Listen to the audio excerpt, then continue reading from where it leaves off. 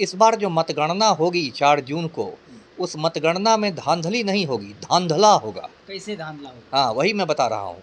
देखिए, पहली बात तो ये है कि चुनाव इस धांधला करने में 2 एजेंसियाँ शामिल हैं, है ना? एक तो है निर्वाचन आयोग, चुनाव आयोग, और दूसरा है गोदी मीडिया। देखिए, ये जो निर्वाचन आयोग है, ये पूरी तरह से भाजपा के मतलब पॉकेट में है।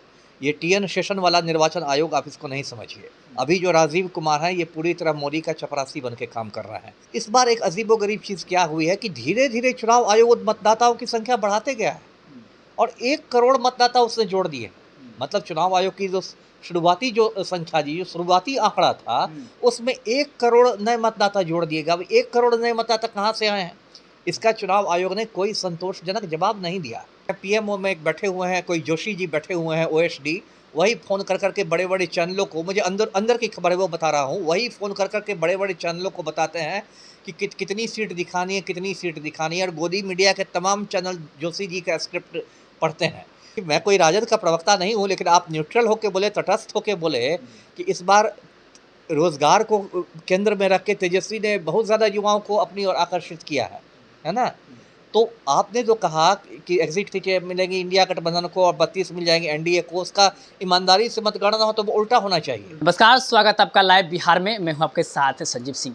देखिए, 7 चरण में मतदान प्रक्रिया संपन्न हो गया है। 4 जून को मतदान होना है, लेकिन उससे पहले तमाम जो एग्जिट पोल है वो एनडीए के पक्ष में दिखा रहा है। कई सारे मीडिया चैनल भी जो रिपोर्ट दिए हैं एग्जिट पोल को लेकर के, वो एनडीए के पक्ष में दिए हैं। यानी तीसरी बार प्रधानमंत्री मोदी लग रहा है फिर से सरकार में आएंगे। प्रधानमंत्री मोदी कुर्सी पर फिर से विराजमान होंगे। एक तरफ जहां एनडीए के लोग भी दावे कर रहे हैं, दूसरी तरफ इंडिया अलायंस गठबंधन भी कह रहे हैं कि हमें 295-300 के आसपास सीटें आएंगी। लेकिन ये तो 4 जून को पता चलेगा कि आखिर किसके सार तज होगा। लेकिन तमाम मुद्दे पर बातचीत करने के लिए और एग्जिट पोल के आंकड़े को समझने के लिए हम पहुंचे हैं। पूर्व आईपीएस अधिकारी अमिताभ दास जी हमारे साथ बातचीत करने के लिए हैं। कैसे देखते हैं तमाम जो एग्जिट पोल आ रहे हैं वो एनडीए के पक्ष में दिखा रहे हैं? देखिए, इस देश में बहुत बड़ा षड्यंत्र चल रहा है लोकतंत्र की हत्या करने का। ये मैं दर्शकों को बता दूं और आगाह भी कर दूं कि जो नरेंद्र मोदी और गौतम अडानी का गिरोह है, ये पूरे जनादेश की चोरी करने वाला है। और इस बार जो मतगणना होगी 4 जून को, उस मतगणना में धांधली नहीं होगी, धांधला होगा। कैसे धांधला होगा? हाँ, वही मैं बता रहा हूँ।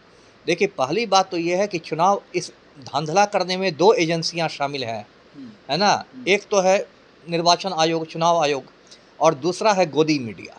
अब मैं समझाता हूँ। देखिए, ये जो निर्वाचन आयोग है, ये पूरी तरह से भाजपा के मतलब पॉकेट में है। ये टीएन शेषन वाला निर्वाचन आयोग आप इसको नहीं समझिए। अभी जो राजीव कुमार हैं, ये पूरी तरह मोदी का चपरासी बन के काम कर रहे हैं। अब देखिए, मैं उसको उदाहरण बताता हूँ। जो वोटरों की संख्या है, मतदाताओं की संख्या, सातों चरण की तो अब वोटिंग खत्म हो गई। चुनाव आयोग को बताना पड़ता है, सार्वजनिक करना पड़ता है कितने मतदाताओं ने वोट दिया। इस बार एक अजीबोगरीब चीज़ क्या हुई है कि धीरे-धीरे चुनाव आयोग मतदाताओं की संख्या बढ़ाते गया है और 1 करोड़ मतदाता उसने जोड़ दिए। मतलब चुनाव आयोग की जो शुरुआती जो संख्या थी, जो शुरुआती आंकड़ा था, उसमें 1 करोड़ नए मतदाता जोड़ दिए गए। अब 1 करोड़ नए मतदाता कहाँ से आए हैं? इसका चुनाव आयोग ने कोई संतोषजनक जवाब नहीं दिया। नहीं, देखते हैं जब इलेक्शन कमीशन का प्रेस कॉन्फ्रेंस होता है शाम में, तो जी। 6 बजे तक के आंकड़ा को प्रस्तुत करते हैं और कहते हैं कि अभी वोटिंग चल ही रही है, थोड़ा बहुत और बढ़ सकता है बोलते हैं। थोड़ा बहुत ना कि 1 करोड़ बढ़ जाएगा कि 10 करोड़ बढ़ जाएगा, कुछ हज़ार बढ़ता है, कुछ ये होता है, वहाँ तक हम लोग मान जाते, है ना? मार्जिनल तो हो सकता है कि ठीक है, अभी वोटिंग चल रही है। पहली बात तो यदि वोटिंग चल रही है तो उसके पहले आपको प्रेस कॉन्फ्रेंस करने की ज़रूरत क्या है? आप 1 घंटा तक पूरा वोटिंग खत्म होने का इंतज़ार कीजिए, इतनी हड़बड़ी आपको क्यों है? और 1 करोड़ जुड़ गया, उसके बाद जो एक फॉर्म 17 होता है, जिसके ज़रिए वोटरों की संख्या बताई जाती है, उस पर चुनाव आयोग ने कोई पारदर्शिता नहीं की है। सुप्रीम कोर्ट में इस पर सुनवाई भी हुई, उसमें भी चुनाव आयोग ने गोलमोल जवाब दिया। दूसरा जो गड़बड़ कर रहा है चुनाव आयोग, वो है कि वीवीपैट का 100% मिलान नहीं कर रहा है। वीवीपैट आप जानते हैं, दर्शकों को मैं बता दूं, एक पर्ची होती है वीवीपैट, जिसको कहते हैं voter verifiable paper audit trail. मतलब आप जब बटन दबाते हैं ईवीएम पर, तो 8 सेकंड के लिए पर्ची निकल के आपको बताती है कि आपने किसको वोट दिया है। वो पर्ची आपके हाथ में नहीं आती है, फिर मशीन में चली जाती है। तो ये सुझाव था और सही सुझाव मैं मानता था कि 100% वीवीपैट का मिलान होना चाहिए बटन पर दबे वोटों से, है ना? जिससे कि ये नहीं हो कि हमने दावा वोट हाथ छाप को और चला गया कमल छाप को। लेकिन चुनाव आयोग ने ये बात भी नहीं मानी। सुप्रीम कोर्ट में चुनाव आयोग ने एक बहुत अजीब दलील दी कि ऐसा करने पर मतगणना में देर हो जाएगी। और देर होगी, कितनी देर होगी? 10 घंटे देर होगी, 12 घंटे देर होगी, और क्या। हम लोग जब बच्चे थे, जब बैलेट पेपर से चुनाव होता था तो 3-3 दिन लग जाते थे रिजल्ट आने में, है ना। 3-3 दिन लगते थे एक एक पेपर को गिनने में। अब तो उस हिसाब से ईवीएम में कुछ घंटे में रिजल्ट आ जाता है। तो यदि कुछ घंटे के रिजल्ट को आप 7 घंटे 8 घंटे बढ़ा भी दे तो कौन आसमान टूट जाएगा। लेकिन रिजल्ट में तो ईमानदारी होनी चाहिए, आपकी प्रक्रिया में पारदर्शिता होनी चाहिए। जोक थोड़ा ही है, चुनाव जोक नहीं ना है। दुनिया का सबसे बड़ा लोकतंत्र है हिंदुस्तान, और इस देश में कौन प्रधानमंत्री होगा, किसकी सरकार बनेगी, अगले 5 साल तक के लिए तय होता है। ये तो जोक है नहीं, कपिल शर्मा शो है नहीं। तो आप इस तरह से क्यों कर रहे हैं? तो मतलब चुनाव आयोग बिल्कुल कटघरे में है इस बार। और दूसरा जो एजेंसी है मोदी का, वो है गोदी मीडिया। गोदी मीडिया को एक तरह से, एक है पीएमओ में एक बैठे हुए हैं, कोई जोशी जी बैठे हुए हैं ओएसडी, वही फ़ोन कर करके बड़े बड़े चैनलों को, मुझे अंदर की खबर है वो बता रहा हूँ, वही फ़ोन कर करके बड़े बड़े चैनलों को बताते हैं कि कितनी सीट दिखानी है, कितनी सीट दिखानी है। और गोदी मीडिया के तमाम चैनल जोशी जी का स्क्रिप्ट पढ़ते हैं। वो इसलिए किया जा रहा है जिससे कि जनता को, देश की जनता को भी और विदेश के लोगों को भी मानसिक रूप से तैयार कर दिया जाए कि हाँ मोदी जी तो इस बार भी जीत रहे हैं। लेकिन तेलंगाना में भी जब विधानसभा का चुनाव हुआ था उसमें भी एग्जिट पोल दिखा रहा था, तो उसमें तो कांग्रेस के पक्ष में दिखा रहा था, तो उसमें तो ऐसा कुछ नहीं था ना। नहीं, मैं विधानसभा के, मैं अभी की बात कर रहा हूँ, लोकसभा के तो इसमें। अभी जैसे अगर एग्जिट पोल दिखा रहा है एनडीए के पक्ष में, तो वो लोग कुछ तो सर्च किए होंगे, रिसर्च किए होंगे, ग्राउंड पे देखे होंगे, तब वो लोग अनुमान लगा रहे हैं। और विधानसभा चुनाव में वो ऐसे ही लगा रहे हैं। विधानसभा चुनाव में तेलंगाना में खासकर देखा जाए, जहाँ पे कांग्रेस की सरकार या अदर पार्टी की, यानी भारतीय जनता पार्टी को छोड़कर सरकार बनी है, वहाँ पे आप क्या कहेंगे जहाँ पे नहीं, ठीक है, मैं ये नहीं कह रहा। लेकिन देखिए, विधानसभा चुनाव और लोकसभा चुनाव में बहुत एक तो सीधे फ़र्क होता है। वो तो मतलब उसे आप मुख्यमंत्री तय करते, तो देश का प्रधानमंत्री तय होता है।